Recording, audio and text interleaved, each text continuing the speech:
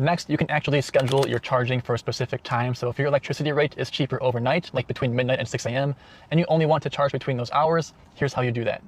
Pull up the Tesla menu, go down to schedule, and you can hit charge here. And here is where you can select start and your charging at. So I'll do midnight to 6 a.m. And I can set Monday, Tuesday, Wednesday, Thursday, Friday, repeat weekly, create.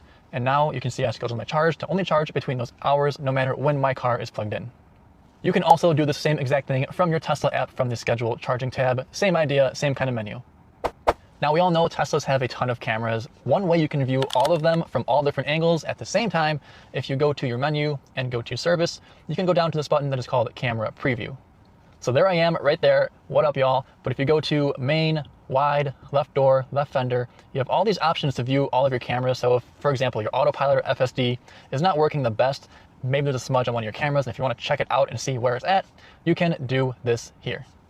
Now you may already know that when you turn your turn signal on, the camera can come up on your left or right fender, so you can change lanes pretty easily. And if you don't have that on very quickly, go to your menu, go to display, and you want to check automatic blind spot camera. But what you may not know is that this camera, when you hit your turn signal, you can actually move it in 3 different spots. If you hold it, you can drag it here, or you can drag it here, or head it, or I have it at, I think most conveniently, here. But you have some options of where you want this camera to be.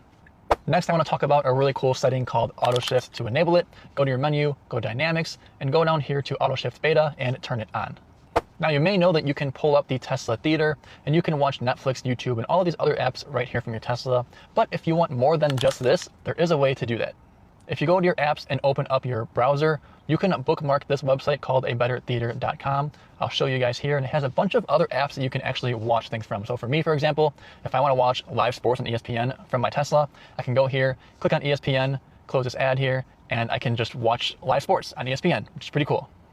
Now this next one, I know a lot of owners already know or should know, but if you don't, I always want to throw this one in because it's a safety feature that can save your life one day.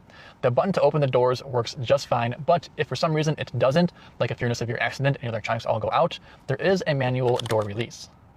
Now in the same toy box menu, you can actually customize your lock sound. So if you go to Boombox, lock sound, you'll see the same thing, USB at the bottom. If you go to any website, download any sound and name it lockchime.wav, and again, put that USB back in your Tesla.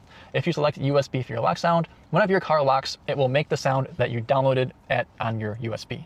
And it's kind of loud, so just make sure it's appropriate. This little notch right above the window controls, you can put your fingers under here and pull it up, and that will manually open your door in case the button does not work for any reason. And I don't want to get any comments that's like, oh, we already know this, because some people don't. There are still articles and news things written today about people getting trapped inside their Teslas because they don't know about this release right here. Now we have some custom things